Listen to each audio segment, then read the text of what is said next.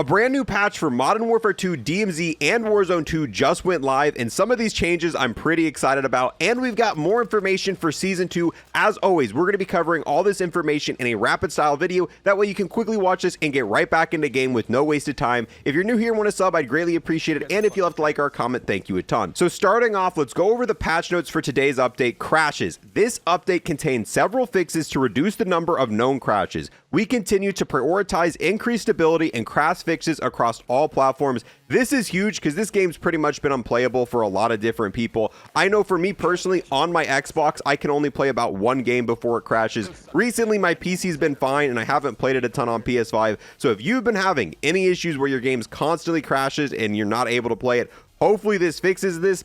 Battle Pass. Improved navigation of the Battle Pass, including fixes for some player experiencing freezing. Introduce a new feature to highlight any unspent Battle Pass tokens. Moving on to the bug fixes, and bear with me because we're about to say the word fixed a ton of different times.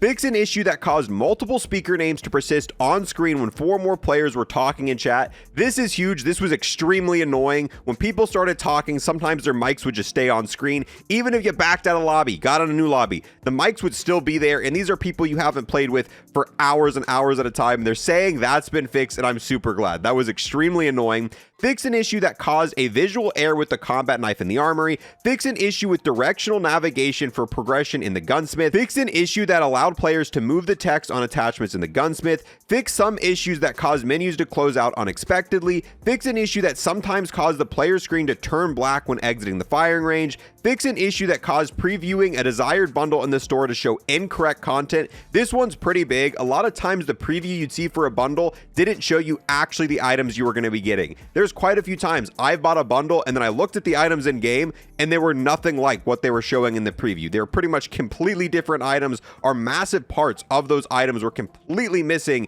which was disappointing. If you bought a bundle and you didn't get what it showed you, that's not a good thing. So hopefully that's been completely fixed, and they're saying they've worked on that. Fixed a visual issue causing rainbow colors when navigating between menus quickly. Fixed a UI issue that showed all the operators using the same execution. Fixed an issue that would cause player screen to turn black while navigating the store. Fixed an issue that would cause the store bundle purchase cinematic to replay multiple times. Fixed an issue that would display Toronto's Ultra bundle after purchase despite purchasing a different bundle. Fixed an issue that would display the Toronto's Ultra bundle after a purchase despite purchasing a different bundle. Fixed an issue that sometimes caused melee kills not to track. Fixed an issue with tracking distance of long shot challenges when opponents were using the last stand perk. That last one is huge. Nothing's more annoying than getting a kill for your camo progression and it not counting because they were using final stand. When this game first launched, getting headshots, getting long shots, even if you were getting a nuke, killing someone in final stand didn't count for your nuke. A lot of these have now been fixed, and they finally fixed it where if you take someone down and they go into last stand and then you finish them off, it will count as a long shot, which it didn't prior, and long shots are super annoying to get. So hopefully they finally fixed all of the issues with final stand in the game. Next, we have the Warzone 2 changes. Fix an issue that sometimes prevented match wins from counting towards calling card challenges. This one's massive because for some people, getting wins in Warzone isn't that easy. And if you're trying to get the 100 wins calling card, if you went and you won a game and it didn't count, that would be super discouraging. I know if I went out and I won a Warzone game and it didn't count towards that calling card challenge, I would be super disappointed and not motivated to continue playing. Fix an issue that allowed players to earn XP when damaged by their own suppression mine. Fix an issue that allowed players to maintain the effects of dead silence or battle rage by purchasing a new field upgrade while another was already active. This one, I've seen some people using this as kind of annoying bug where people had permanent dead silence or permanent battle rage, which mean you had unlimited sprint.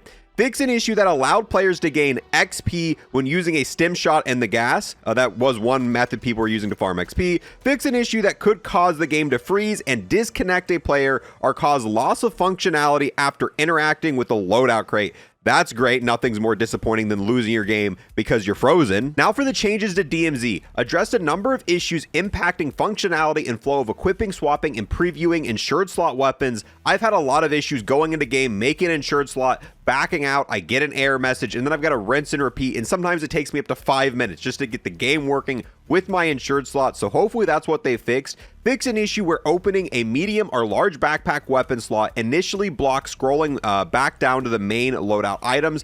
Fix an issue that allowed players to duplicate items. There's always some sort of duplication glitch going on DMZ. They fixed the one that's currently in the game. Fix an issue causing party members to appear as not ready while preparing for a match. Fixed a bug where items from a player's backpack would show up in a dead drop. Fix an issue where hovering over a locked contraband gun does not update the weapon's information in the UI preview. Fix an issue that allowed players to persist beyond the intended match end time. Fixed a bug that allowed 2 players to get items from the same supply drop at the same time. So that's everything they listed in today's patch notes. However, every single Modern Warfare 2 update we've got has had quite a few hidden and secret updates. So as we find these changes, I will keep you guys informed if we do find any. I haven't seen any quite yet, but there was also some news we got yesterday from Infinity Ward talking about Season 2. This is what they said. 1v1s are back in Battle Royale.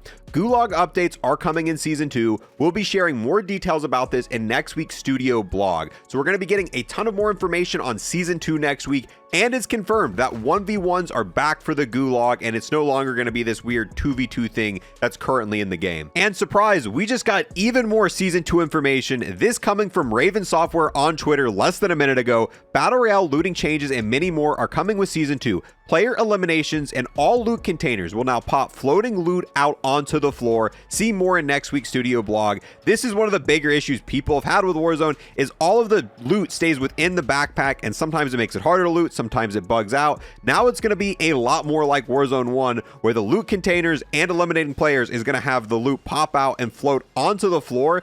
This is big. However, one thing I do want to note here is it says Battle Royale looting changes, not Warzone 2 looting changes. If it said Warzone 2 looting changes, it probably would also affect DMZ, but the fact that they specifically said Battle Royale looting changes, that's not the same as Warzone 2 looting changes. So we don't know exactly if these changes are going to take place in DMZ. I feel like this would probably be a better system for DMZ, but I guess we'll just have to wait and see. I guess DMZ is a little bit different because you can still revive players, and then the popping of the loot might get a little complicated with that. So as far as we know, this is how it's going to work in Battle Royale, but when it comes to DMZ, we still don't know if it's going to have this or it's going to be what it's like in game now. And if I had to guess, it's probably going to stay the same. So if you want to keep fully up to date with all the Season 2 information coming out next week in a rapid style format, make sure to sub to the channel because we are going to be covering all that stuff. And let me know, out of all the things that changed today, what are you most excited for? I'm super happy that dumb mic bug where it was just a bunch of mics on the left side of your screen and you couldn't tell what communication was going on. I'm glad that is fixed. Thank you guys so much for watching. If you left a like or a comment, I appreciate it a ton, and I'll see you guys in the next one. Peace.